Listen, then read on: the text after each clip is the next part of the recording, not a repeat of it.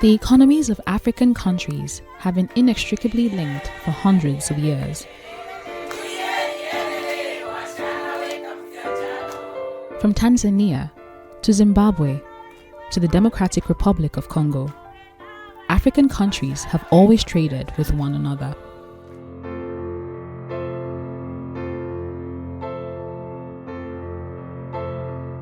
For over 5 decades, regional integration has been a major part of Africa's overarching strategy for economic transformation.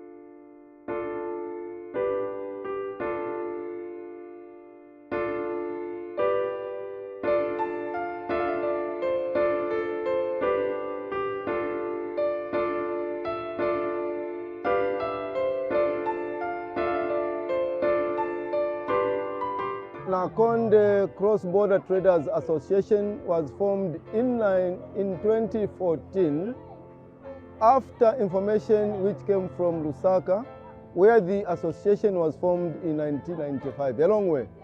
I am the chairperson of the association in Nakonde.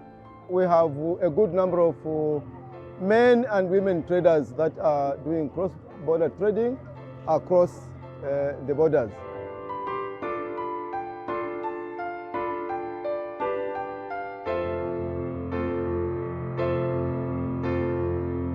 This association is mainly focusing to be a voice of the traders that trade across this border where we operate. Meaning, if there are any problems at all, we are the voice. Then we also give capacity building to our traders so that they know what they are doing in their trading activities.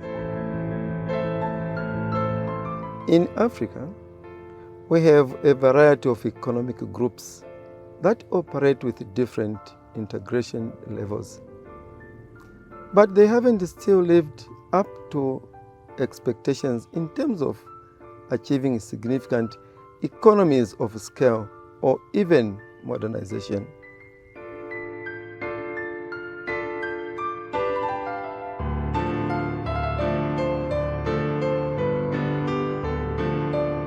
Though we are trying our best, we haven't started to reap the full benefits of cross-border trading.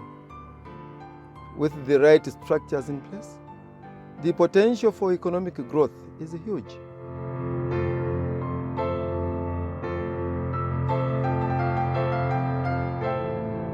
This is largely attributed to existing barriers to free movement of goods and services across the border.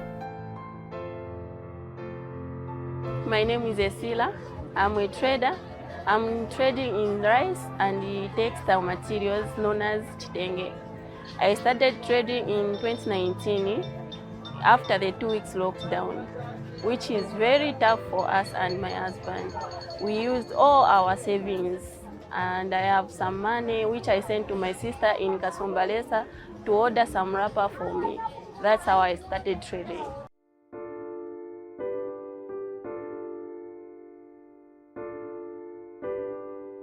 For most members of African border towns, cross-border trade is their major source of livelihood. For example, in the southern region of Tanzania, near the country's border with Zambia, villagers from Tunduma and Nakonde have been trading with each other since the inception of both towns.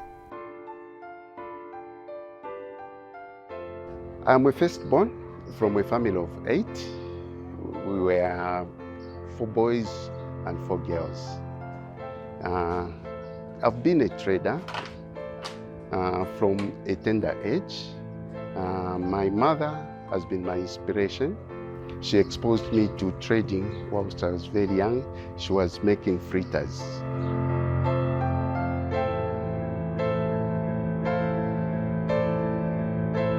Sefeli is just one of many other traders who know no other way of life and depend on cross-border trading as their only source of income.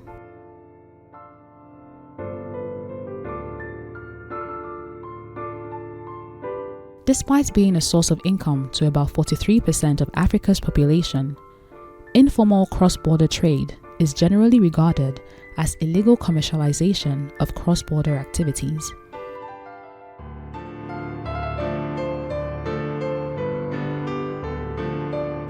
Most of the time we are in conflict with the officials at the border. Some officials at the border feel we are traders. They are suspicious, in short. They are suspicious of traders, thinking they are smugglers, when in actual fact, we are not. We are simply partners. We are simply traders, following the laid-down procedures. Yes. The challenges that our cross-border traders face are time taken at the border when crossing the border. Time consuming, meaning there is even capital is lost by that. Then 2, at our border we don't have a change room for our women traders where they can go and change nappies for their kids. Then the other challenge is the space at the border. It's small where our traders can load or offload. Then the other problem is that our border is too porous. It's too porous, meaning traders certain times can even go outside what they're supposed to do. The ever-increasing cost of logistics, transportation, registration, and other regulations by the government also plays a huge role in handicapping the potential economic impact of cross-border trading.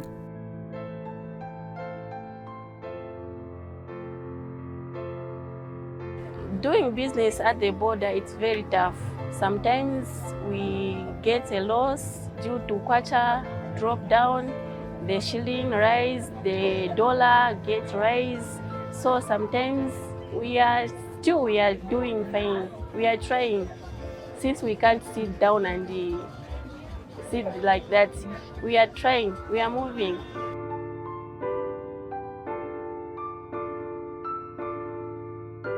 There is also the issue of tribal rivalry.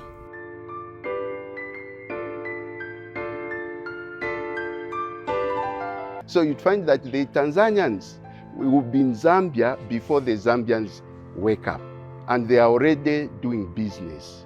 So that, in most of the time, brings conflicts among the traders themselves, the Tanzanians and the Zambians, to an extent that sometimes you'd find that they would even disrupt the trade for some hours, some days, sometimes even for a week.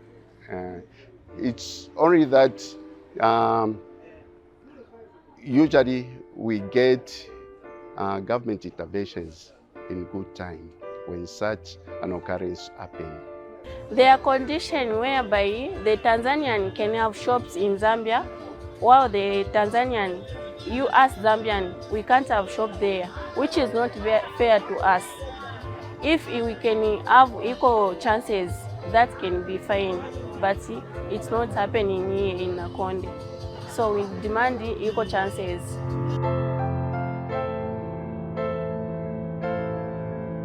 Issues like this are what the Cross-Border Traders Association aim to combat.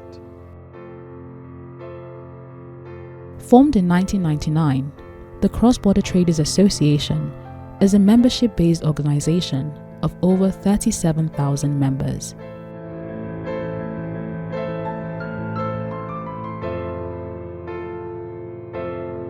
Initially, our traders did not know how to use the border.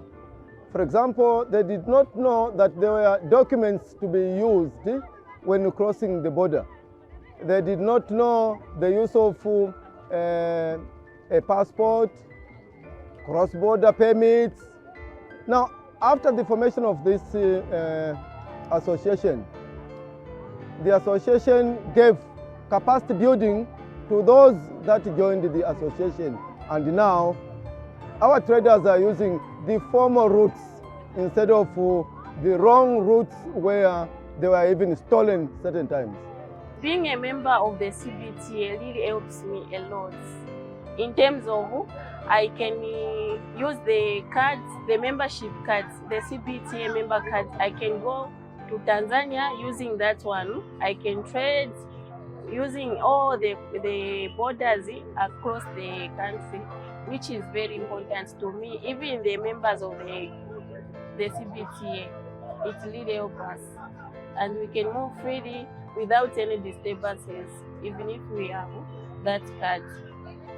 Well, CBTA as an association has helped me very much as a trader because one, before I became a member of CBTA, I did not know how to cross the borders. I did not understand the rules that one has to follow when crossing the border. But the CBTA has really helped me to understand and get to know the laid down procedures. Instead of not crossing the border from the official points, now I do cross the border from the official point. And that has really helped me because my goods are not at risk. CBTA really has helped and it can help people, especially with the support from the government. CBTA will be an association to reckon with that will help the traders in sensitizing them on the ways of doing business, on the ways of developing. We are saying we are trading to develop. So that's what we are looking at.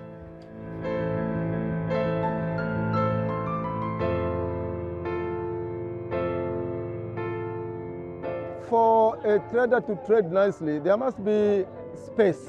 That is a marketplace. We would like government build a decent market for our traders. And this market where it can bring in many of our traders, small and slightly medium, and even those that are higher, that are graduating from small-scale traders to those at higher levels. Two, capacity building must continue.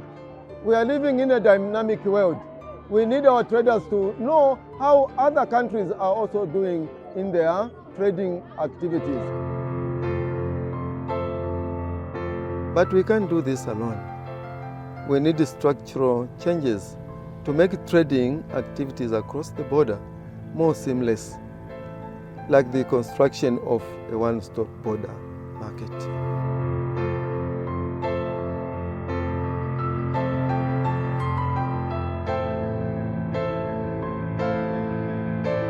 We are eager to expand our operations within and across the borders, but we can't put all the responsibility on the government.